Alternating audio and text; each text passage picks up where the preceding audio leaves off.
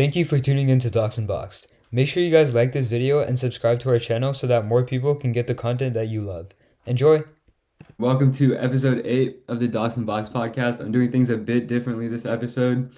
We have two very young men with me here today.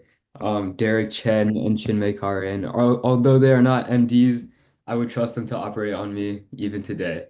You guys want to introduce yourself? I guess Derek, you can go first and then Chinmay. Yeah, sure. So my name is Derek. Super glad to be here. I've known Ryan Bach for a couple of months now. We met at a Cool Senator Summit.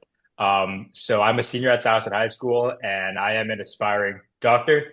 And he's brought me on today because I am the co-founder and chief executive officer of an international nonprofit called Status Health International. We're a network of more than 3,400 young leaders across the world with the mission of improving healthcare equity, essentially worldwide. So super happy to be here and super excited to share my story. Okay, my name is Chinmay Khare. Also a senior and also a Coolidge senator. So I met Drembek and Derek at the summit back in August. And I'm a senior at Ottawa Hills High School in Toledo, Ohio. And Drembek brought me on here just to share some insight, I think. I was a scholar at the Research Science Institute in last summer, and then I was also accepted early action to Harvard, and I dream of being a cardiologist. So yeah, Nice. but maybe a surgeon, we'll see. Yeah. Nice. Okay. Yeah, I guess first talk about Status Health by Derek. I think it's fascinating. I was on the bus with Prob at the summit. And he was telling me, he was like, yo, like the most crack kid I've seen is Derek. He's like super massive organization. And he was telling me that Status is at the point where it's growing on its own. Like you don't even have to put any work in for it to like open new chapters and stuff like that. So I want to know like I guess first, what gave you the idea for Status? And like, I don't know, what was the thought process behind starting that organization? Yeah, absolutely. So it definitely originated from my interest in medicine and healthcare. Growing up, I always aspired to become a physician. I think it certainly stemmed from my own experiences with my pediatrician. So as like a young child, I always enjoyed going to the doctor, unlike most other children, typically kids going kicking and screaming. But I just remember every single time I went to my doctor, he would always cheer me up with his warm smile and he always give me these toy sets, so Lego sets, shiny toy cars. And so early on, I realized that essentially healthcare is a career where kindness and generosity, these two qualities that I really aspire to embody, really thrives. Then I really spent a lot of time exploring the medical field, taking all my advanced science classes at school. I really found enjoyment in it. But I started Status after witnessing my grandfather struggle with Parkinson's disease, seeing how insurance gaps forced my family to pay thousands of dollars out of pockets, how language barriers essentially prevented him from seeking immediate treatment. And so I realized that, medicine isn't really just about the life sciences. It isn't just about treating disease and coming up with the most advanced technology. There's also a social side to medicine. So I tried finding organizations that shared the same ambition as myself, that welcomed young volunteers. And after I essentially failed to do so, I decided, you know what, I'm going to take matters into my own hands. I reached out to two of my best friends, and three of us founded Status Health International together with the mission of mobilizing young people across the world to identify and address the most pressing health concerns in their local communities. So that's kind of the origin story. As of today, we are worldwide. We have more than 3,400 young volunteers. We're affiliated with more than 200 different academic institutions. And while I wouldn't say that I don't have to put effort into it anymore, I certainly spent a lot of time working on this initiative, working on initiating new branches. It certainly is at the point where each and every one of our branches is independent and they are capable of essentially operating on a day-to-day basis without my complete oversight.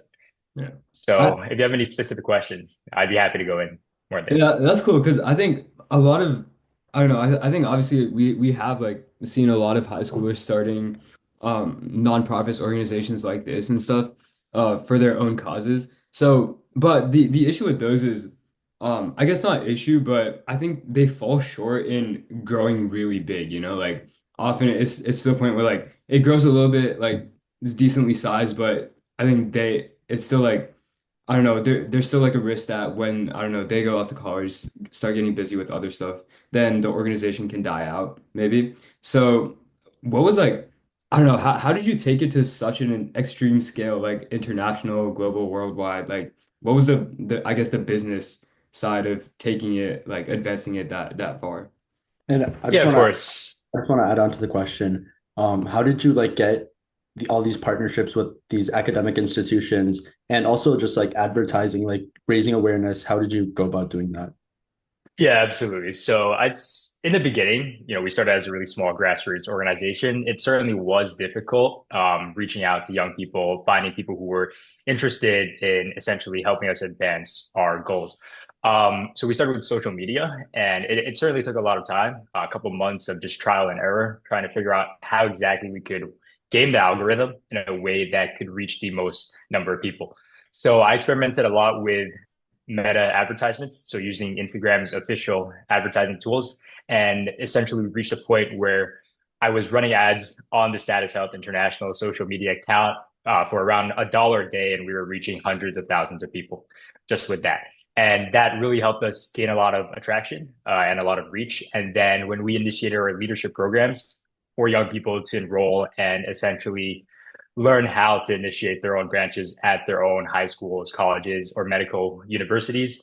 We started running those advertisements again over and over again. And essentially, that's how we reached such a large audience base. And then, so you could imagine branches of Status Health International as essentially clubs at your own high school, right? Imagine a group of students interested in the same thing, having the same objective, that being advancing health equity, and then they come together and they start their own club at their high school, college, or med school. And so that's essentially how our partnerships work in affiliation with academic institutions. It's students currently attending the academic institution who are interested in leading a branch at that academic institution, and then they reach out to school administration with our help, and then they just get everything started.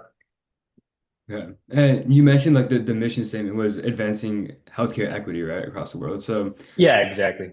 like how exactly like what are your methods of doing that? Like I don't know, maybe take me through a project that you've done or something like that. Like take me through maybe a meeting at a branch of Status or something like that.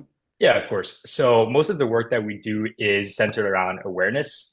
We work with a lot of underserved communities, marginalized populations who, in the countries that they live in, may not have the most advanced public health systems where the people living inside the communities aren't fully aware of the health issues that they're facing. So we challenge our branch leaders to essentially identify the most pressing health concerns and then take initiative in order to address these health concerns. So anything ranging from disease. So for example, we had branches raising awareness on HIV and AIDS, neglected tropical diseases. Dengue fever is something that's really popular that we've been raising awareness about in Bangladesh, as well as also social cultural barriers to healthcare access, right? So things such as racial and ethnic discrimination or socioeconomic inequality. And so our branch leaders, the students, volunteers at these branches, they come up with all the research and then they host these informative sessions in partnership with their academic institutions and also local community-based organizations. And so hundreds of people show up to their workshops, their presentations, and essentially they learn. And they also brainstorm and come up with ideas in order to address these health concerns.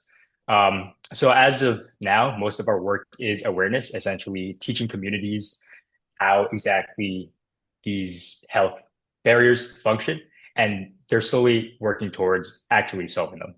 So as our organization moves forward, we certainly will see a lot more actual tangible impacts. But right now, we're mostly at the awareness stage. Mhm. Okay. And I don't know, I guess another thing with nonprofits that I've heard a lot, and Chinmay, I want to hear your thoughts on this too for sure, is that I think the nonprofit market is getting oversaturated right now because, like I mentioned before, like not founding nonprofits and stuff, that's becoming a more common activity amongst high schoolers who are like I don't know, aspirational high schoolers. So how how I guess like how do you make sure that a nonprofit that you create, I guess, isn't harming the system. Like what people say is like when you have an oversaturation of nonprofits, then it kind of draws attention away from the actual big ones that are making an impact or doing something like you're drawing funding, you're drawing audiences away from those.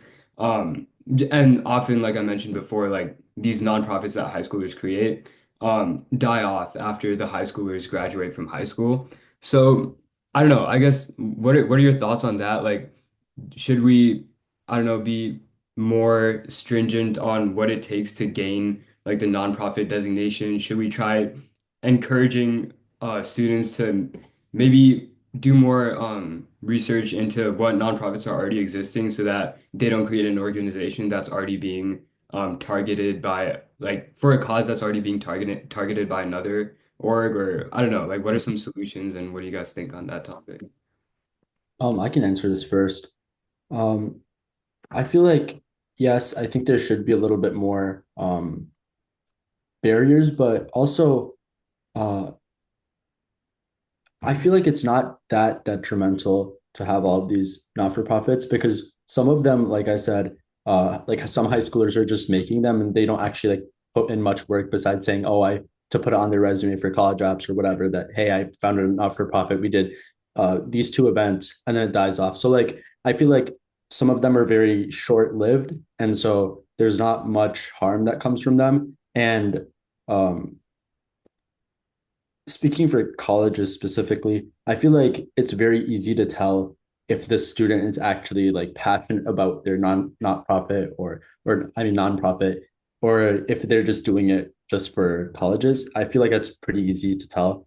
And so the passionate ones, I feel like if you're passionate enough, you can like draw people even with all this competition. I think it's getting harder for like the genuine people, but I don't think that it's to the point yet that we need, like any substantial intervention or like I don't know, like for each state to have like a um committee that like sorts through applications or like makes it like a lot harder to make organizations. I don't think we're to that point yet, but it's interesting to see where it goes. I honestly, aside from like at the state government level or local government level, like actually instituting like laws or certain like regulations or guidelines you have to have, or like certain amount of funding or something like that. Aside from that, I don't see any other solutions really. Yeah. But I don't know, do you think you mentioned that we're not at that point right now, but do you think there is a possibility that we could get to that point in the near future? And Um, Possibly. I feel like most of these, like in a couple of years, like the frequency or the like the number of these nonprofits that are popping up is going to go down because the people that don't put in enough work are going to realize that, hey, this is like a big deal. I can't just like half-heartedly do this. Actually need to put in the work. And so those people will be like, hey, it didn't work for me for colleges. They'll like stop making them and it'll like only be again like the people who are really, really invested in that project. They really want to make an impact and they are making a significant impact. So I feel like it'll be like a kind of like a bell curve kind of in the next few years. So I think it'll die down. yeah. Yeah, I definitely agree with that. I don't think that it's considered oversaturated because, of course, when students who genuinely are not passionate about what they're doing, the work that they're doing, move on to college, essentially that nonprofit is abandoned or left behind, right? And they stop running it. It doesn't gain any attraction. It kind of just dies off. So um, that oversaturation concept, it kind of like solves itself based off students who aren't exactly continuing the work that they're doing. And for the people who are genuinely passionate and are continuing their work with their NGOs and their nonprofits, they're actually creating a tangible impact. And so that certainly isn't doing any societal damage, I'd say. Okay. But I do feel like starting a nonprofit or an NGO just for the sake of college isn't really a societally good thing, unless you're actually creating impact. If you're creating impact and doing something better for the world, then it's certainly beneficial. Yeah. But I don't know. I think in that it's interesting because let's say like you are creating impact, right? But then if you're not passionate about it, then there's a very good chance that you leave the organization. Um, and then it just sort of dies off after you graduate. And then like the issue with that is that you have made this impact. And I think in this case, having made an impact with your nonprofit, this is where it actually becomes detrimental because all of the like the audience you've garnered or the communities that you've reached or whatever, then suddenly they're just left to dry when you graduate. And they could have been, I don't know, maybe somebody next year creates a nonprofit like status, right? And then it gets a lot of reach or something like that. But then they're drawing that audience away from status when status, obviously, I mean, I think for sure I can say that it will be running after you get to college next year. But Yeah, yeah, I intend on running this until the day I die. So I'll that's be here for a awesome. long time. Yeah. But yeah, it's like that concept of drawing audiences away from the organizations that will last. I think that's where the harm comes in. So I don't know. Does that change your answer at all? You know what? I think I agree with that point. Especially the when you said that when these organizations are making essentially partnerships or connections with local communities, and then when they leave, they're kind of leaving them to dry. I definitely agree with that part. It's certainly not very sustainable, and that's an issue. But if they are providing any sort of resources or leaving anything behind that these communities can use to essentially, I guess, that would still put them in a better place than before. I could still see benefits coming out of it. But I guess we definitely have to look at more like real world examples, since all of this is really just theory. Yeah, that's true. And yeah, I don't know. I guess on this topic, how are you planning on staying committed to status when you get to college? Because obviously you'll get super busy with all your stuff. Medicine is no joke, pre-med is no joke. So I don't know, how are you planning on staying connected? Have you thought of that already, or what are your thoughts on that? Right, absolutely. So my goal is really status really aligns with my career objectives. I don't hope to become like the private practice physician. I hope to become a global health physician. So a doctor who travels across the world and develops and implements equitable healthcare solutions in underserved communities. It's really like the work of Dr. Paul Farmer, if you're familiar with who he is. If you're not, he was a pioneer in the global health sector and a renowned humanitarian. And essentially, he dedicated his entire life to traveling to these developing countries, training local healthcare workers, building hospitals and community clinics. And he's a person who I really look up to. And I hope to pursue a career like that. So the global health work that I do with status, it really aligns with my career objectives. And I certainly hope to continue expanding status, and essentially turn it into the world's largest platform or network for youth-led global health initiative. So it perfectly aligns with what I want to do in the future. I think that's why I'm so committed to the work that I do with status currently. And I definitely see it being an integral part of my career. That's awesome. I'm a shift gears a bit. And Chinmay, I want to hear about your experience with RSI and stuff like that last summer because that's like I think a very different approach to prepping for pre-med in high school because Derek really went the like full on care route, patient care route, but I think you're more on the research side, I guess, from RSI. So I don't know, tell me about your experiences with that. Yeah, so um, I had the awesome opportunity to go there for 6 weeks at MIT. I worked at the Broad Institute, which is like a joint institute between MIT and Harvard Med School and like the nearby hospitals and research centers like Dana-Farber and Massachusetts General. Um, there's so what I did was I worked on a computational biology project with one of the cancer labs there. So while my work was computational, it was really interesting to see how like these huge research institutions work. Uh, Boston is like a huge biotech kind of hub, and so it was just like a kind of like being able to see like an insider perspective of what's actually going on. And so I had a lot of fun. Um, I'm not really sure what you want me to like talk about, but basically what we did was we would just go to research like at like 8 in the morning and come back at like 4, and we would have like lectures from different people, um, different like speakers in various fields. But Yeah, I don't know. You can talk about like, maybe how you got into research, like what motivated you to get started? When did you get started? What were some projects you've done maybe in the past? okay, yeah, I can talk about that. So for me specifically, my research journey started in eighth grade when I first did science fair for school.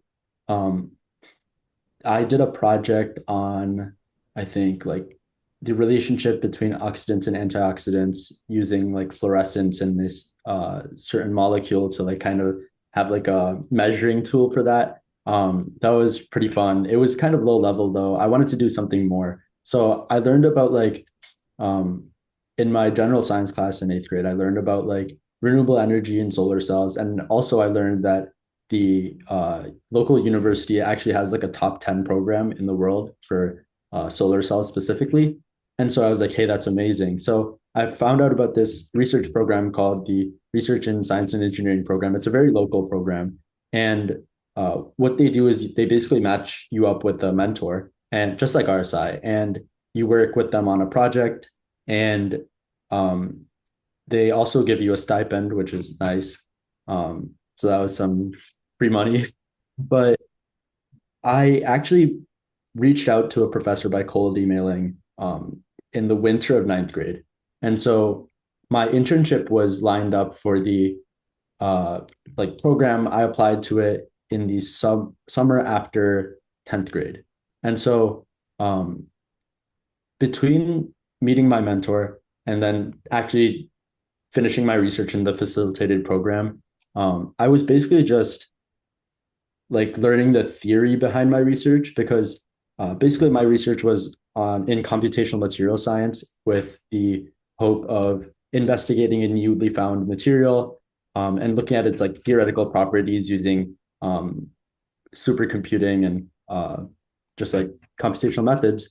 So I had to do a bunch of like literature review and learn like the components of a solar cell and how they actually work, band gaps, and like all these properties that I'm actually going to be looking for. Like, what do these mean? And so that was where like most of my time went. The summer after ninth grade, I really worked a lot for the computations. Basically, I would have to set up runs and then I would uh, wait for them to finish overnight or whatever, then have like some meetings with my mentor. Anyways, I did most of the computations in that summer and the following summer, so summer after 10th grade, 2023, during the program, that's where I actually learned how to write like a full paper. And so I published a paper in junior year, the beginning of junior year.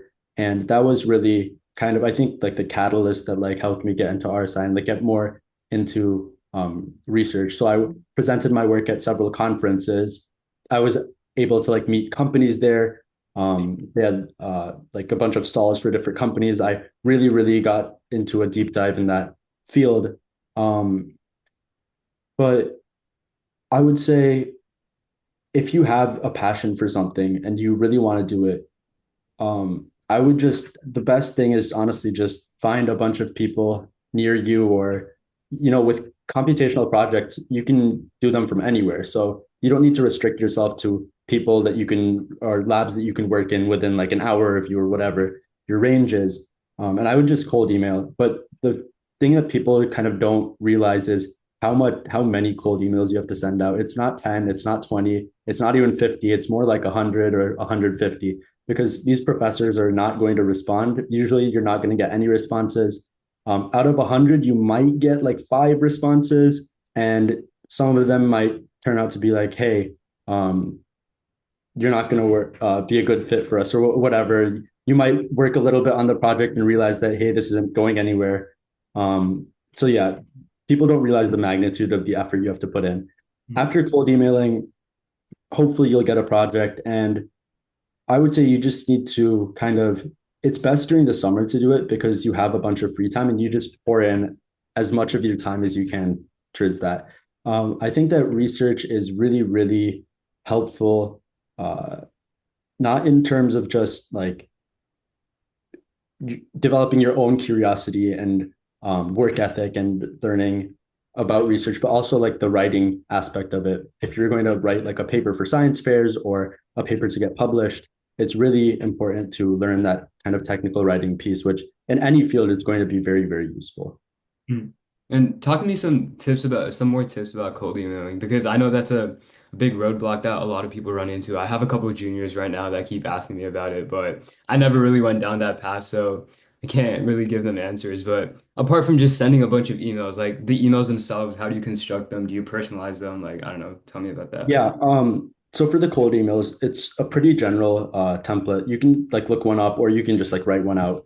Basically, the three things I look for or I put in, one, you want to show to them that you're sincere and that you've done some of the research. So let's say you're emailing some professor, Dr. Smith, let's say, and they work in cancer biology, specifically like genomics. So you want to like go to their homepage and like find a couple topics that they have that they're currently working on. If you put those in, like just copy paste the topics, they're going to be like, hey, this guy actually knows what I'm doing. He seems to be, or he or she seems to be pretty sincere about this. So I would definitely highlight like the specific topics that they're working on.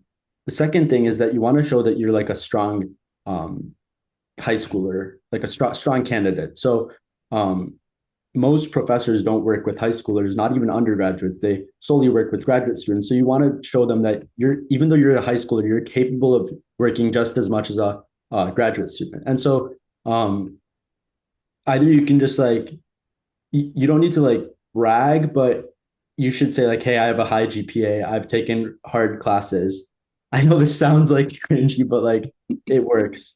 Um, and the third thing is just to be like really polite and be like, um, I'm really grateful for this opportunity and like I'll work a lot. Um, and you don't really want to mention that you're doing this to like get a paper, even if that's what you're trying to do. You want to talk about how you want to kind of be a researcher in the future and you really want to start ahead and get a head start on research and you're just really interested in that subject. Hmm. Okay. And I don't know, you seem very interested in research, but you also mentioned like you want to be a cardiologist in the future. So I don't know, were you thinking about was there ever a point where you were deciding between PhD or MD and what made you eventually choose MD? Yeah. So about the material science and renewable energy piece of that, I feel like that's going to be a big portion of my um, future life, but I think it'll be more of like a hobby type of thing. And so um, I might major in material science and engineering. I'm not sure. I'm still figuring that out. I really like it, but I think it'll stay as more of a hobby thing. The MD, like medicine part, um, I'm assuming you mean PhD in material science, not PhD in like biology or something. Yeah, whatever. Um, yeah, I think the thing about medicine was it's a lot more flexible about what you can do. Um, I know that you can like either you can like do clinical stuff or like Derek mentioned, you can do like global health and like travel around. But you can also like you can do some research and then meet patients on at other times. So you can like really it's really flexible about how you want to work. And so I think that I'll definitely do that. Maybe like half and half, like seeing patients versus actually doing research in a lab. And so with an MD, I think that the flexibility, especially of like hours and when I want to work, that was really appealing to me, as well as, of course, just helping people. Um, I lost like both of my or two of my grandparents to cancer, so it's been like a personal thing as well. But yeah, Mhm. Okay. just helping people and the flexibility of the job. Yeah. And yeah, just touching on, I guess both of you have touched on your why you want to do medicine, but I don't want to go deeper into that. I don't know, because it's good, like the concept of helping people and stuff, that's like I don't know. I think that that's what most people lean towards when they talk about why they want to do medicine. But one thing that I've always thought about is I think there's a lot of jobs where like the work that you do will be helping people. Like if you go into cancer research or some other research, even like even a CS job, like if you're working in AI or something or some systems that can help people. Like I think all jobs, or maybe not all, but most jobs are like they have a focus of adding some benefit to society. So what is it about med specifically and the way that medicine helps people that has attracted both of you? Well, for me, I think I should have clarified this, but like it's like specifically like when you it's the difference between saving versus losing a life and like the I guess emotional aspect of like when a family like goes to meet the doctor, right? And the doctor tells them like, oh, like the surgery went well or whatever, the treatment went well, like the look on their face or like the just like happiness that you can bring about in another person's life. I think that's really really impactful and really really rewarding as well. So in other professions, yeah, it's like there is a benefit to society and it is helping people's lives, but here it's like direct like life and death type of thing. Or um even if like you do like a different like not as severe health uh field in medicine, it's still like um, you can directly see the benefit that you're giving to people. Yeah, Derek, do you want to answer? Yeah, I agree with that too. That's definitely part of the reason why I want to also go into medicine. Another part is definitely my passion for life sciences. I'm really big into biology, neuroscience, essentially how the body functions.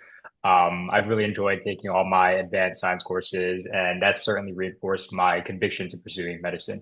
But I think on the other hand, very similar to what Chinmay said, just being there for people in their most vulnerable moments and actually helping them get better.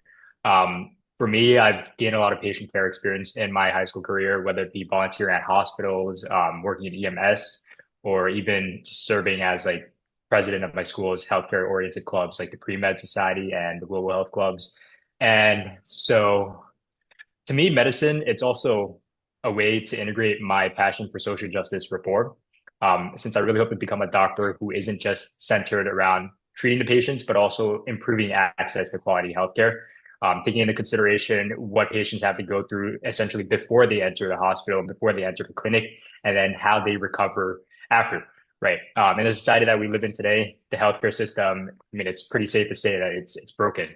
In the United States, medical expenses are the number one cause of bankruptcy. And so I think oftentimes as traditional physicians, we only really consider the patient that's right in front of us. We don't really consider the patients who, or the people who are afflicted by disease or illness who never even make it to the hospital, maybe because they're afraid of the super high cost of medical expenses, or even the people who leave the hospital who are burdened by insurmountable amounts of debt and expenses that they essentially cannot afford to pay off, right? Like, how can a person recover from disease, from a surgery, if they can't even afford to put food on the table after they have to undergo that surgery or that operation? So, for me, medicine is a way of not just treating patients and helping people get better, but also fighting for social justice reform.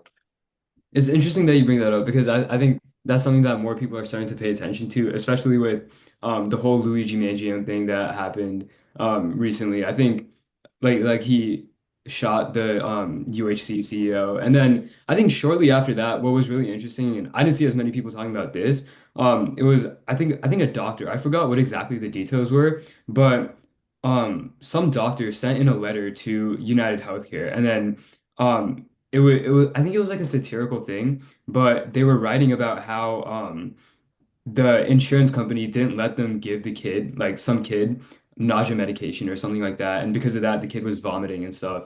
And the doctor was just like, in like obviously I forgot the details, but in essence, they were just saying, because of you, this kid is vomiting and throwing up and suffering, and it is all because you didn't let me um give them this nausea medication. So I think that that's like when you have doctors writing letters like that are that passionate, it's getting like posted on social media, then that's how you know it's a big issue. Like, how is it that a doctor that obviously knows what's best for their patients isn't even able to prescribe their patients the medication that they need because of some bigger insurance giant that's controlling what they do? So, yeah, I just think it sucks. Like, it sucks how like how many problems there are around healthcare, but I don't know. You seem to know a good amount about this stuff. So what do you think some solutions to these problems are? Like a lot of people bring these up, but I rarely ever hear suggestions for solutions. So have you looked into that maybe, or I don't know. Yeah, so I'd say, I mean, certainly with the Luigi Mangione situation, it really shows how desperate the state of the healthcare system is today, right? When violence should never be the solution, but millions of people essentially hailed Luigi Mangione as the martyr of our time. For me personally, I think my views on the healthcare system mostly in the United States and internationally, most communities are lacking access to healthcare because of a lack of resources or a lack of education. And that's more so a challenge that demands greater resource implementation. But in the United States, right, the wealthiest country in the entire world, the issue is with our economic ecosystem and the fact that in our capitalist society, healthcare being a private sector, it's very difficult for people to access it, especially when there's so much greed going on. So my own perspectives are very similar to that of, you say, Bernie Sanders, that healthcare should be universal. Although I think that how we reach universal healthcare in the United States is a challenge that it's not really a simple solution to address. We see that all the European countries have universal healthcare, but the United States doesn't. I don't think there's like a, unless there was a button that we could press that immediately, I guess, instated universal healthcare, I don't think it would be extremely possible immediately. I think another issue is that there's just so much greed in the healthcare system overall, right? We see that doctors are billed not by the hour, but based off the number of patients that they see. And in some clinics, some hospitals that makes doctors incentivizes doctors to essentially see as many patients as they can, and that reduces the overall quality of care, and that's also a tremendous issue.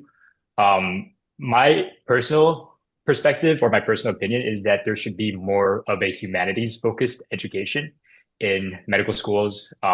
That's something that I'm working towards internationally, not too much in the United States because we haven't had too many partnerships with domestic medical universities. But internationally, a lot of our medical students are essentially working towards educating their classmates, their fellow medical students, the value of taking a more humanistic standpoint, especially when it comes towards greed and all of these different essentially vices that are plaguing the healthcare system.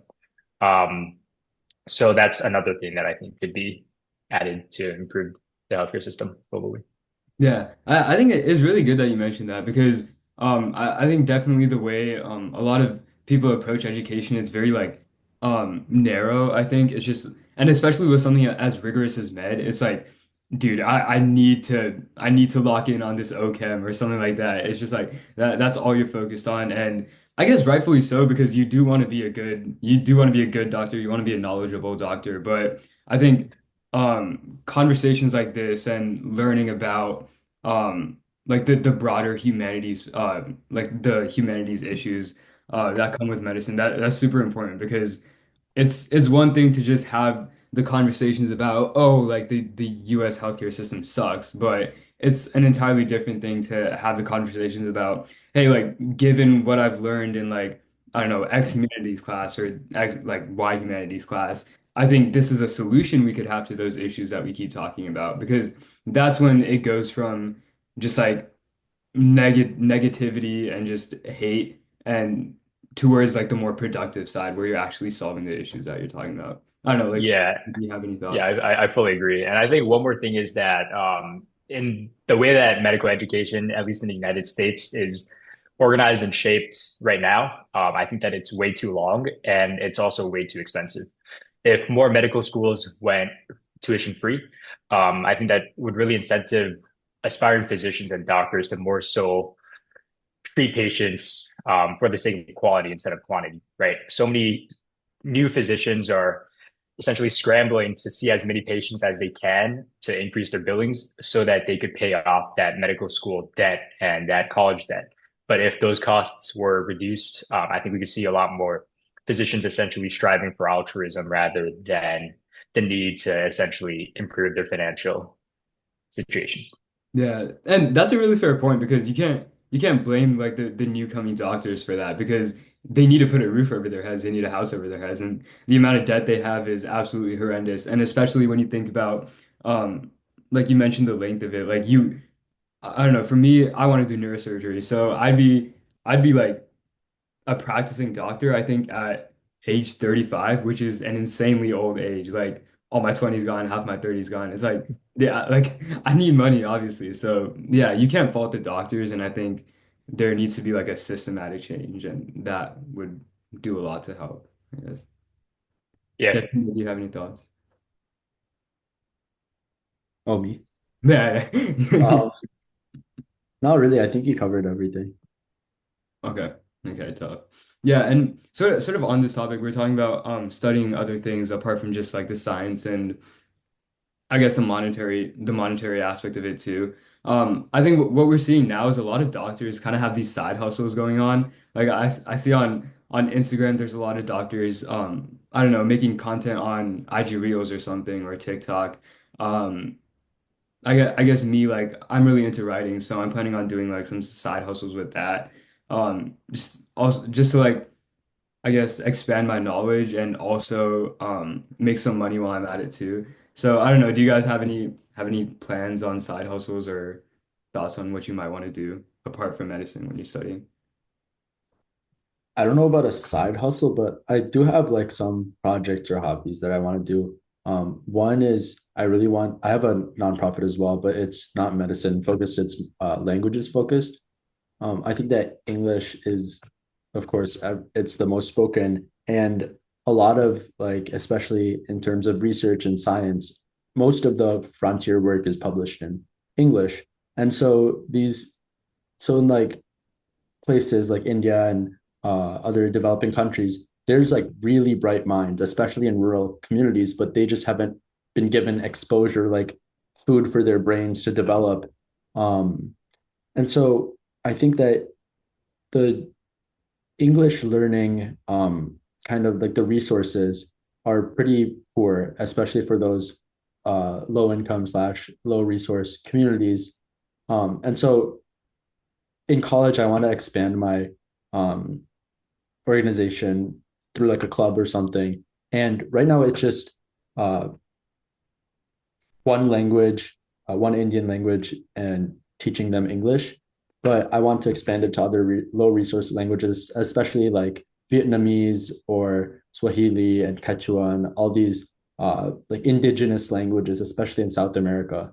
There's a lot of them. And I feel like some of the next kind of brightest scientists and greatest breakthroughs can come from these like untapped areas of potential.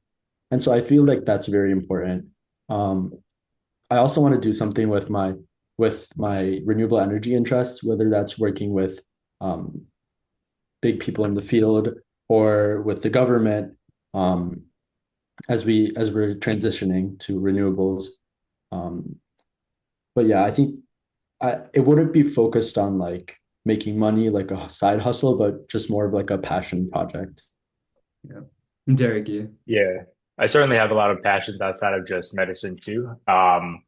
Most notably in, of course, like I mentioned before, social justice reform. I do a lot of work with the United Nations and also this one organization called the International Youth Conference. And all of that work is essentially centered around youth empowerment in the context of policymaking, essentially showing marginalized young people across the world that they have a voice and they have the power to create positive change.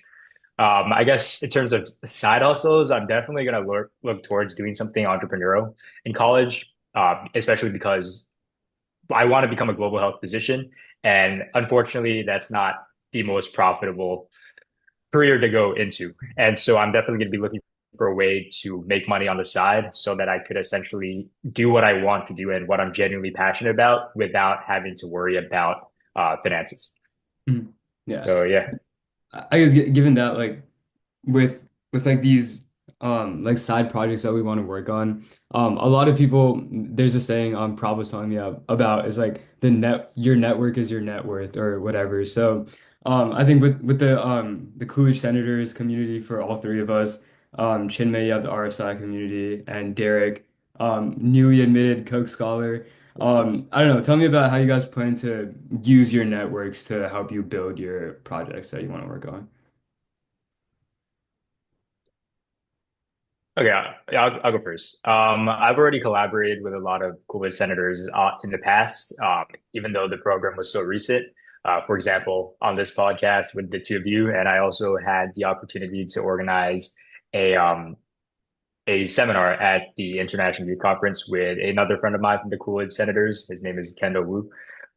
So I've certainly had the privilege of collaborating with all of these exceptional young people, and I definitely look forward to doing more collaboration, engaging with more partnerships with my networks. How exactly I'm going to do so, I'm not too sure yet, especially if it's something entrepreneurial. But there is so much room for initiative, and I think the sky is really the limit.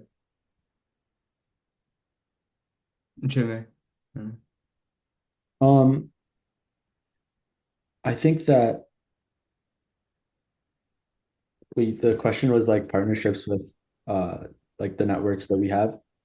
Well, for the languages thing, if I go to Harvard or whatever college I go to, um, definitely like finding these like also language oriented or passionate people from various languages, especially with like international students. I know there's going to be a lot of resources there. So that network. Then in terms of like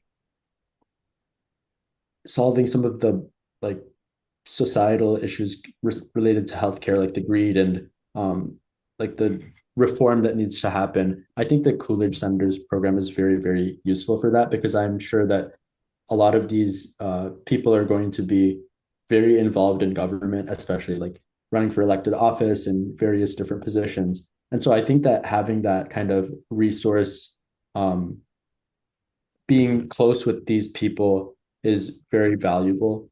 Um, you don't have to go through like all the bureaucratic red tape and all these regulations and stuff when you can like directly talk to them face to face, like as friends at least.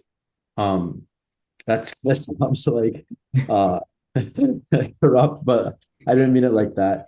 But um, I think it's just really helpful. I'm a STEM kid. I'm like very research oriented, and all of these like government and debate and people that are very passionate about like completely different things than I am. I think that's really important.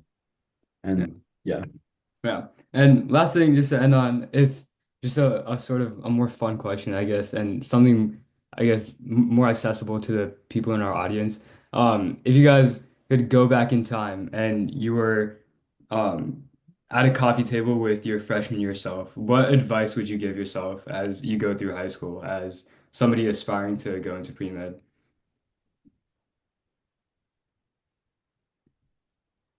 I Is it feel like okay? um, take like your classes more seriously because I kind of like screwed around in most of my like, freshman, sophomore year classes.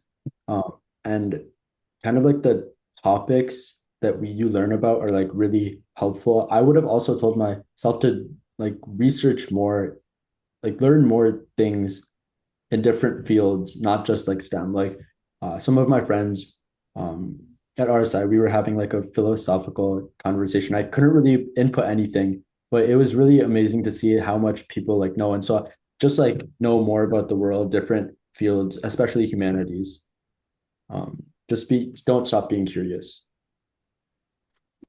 Yeah, I'd say I'd tell my ninth grade self to be even more ambitious, even though I was very ambitious at the time. Just take full advantage of every single opportunity that shows up. Reach out to every single person who you think could be helpful to you, could help you grow as not just a person, but also as a leader and a student. And yeah, just really try everything. Take full advantage of every single opportunity because you never know who could end up helping you or where it can help you end up. And usually I feel like it'll help you, even if you fail, it'll definitely help you grow as a person, learn from your mistakes, and you'll be set. Okay. Yeah, that's awesome. And for anybody listening, I would fully advise listening to these two have to say because They're definitely very successful young men. Will do great things in the future. Yeah, and with that, I guess we're done. If you guys have any closing thoughts, then be happy. But other than that, I guess we're good to go. Do you have anything you want to share, or is that it? Thanks for having me. Yeah, I got Yeah, you. thanks for having us on the podcast. It was a pleasure speaking to you Yeah. as always. All right, for sure.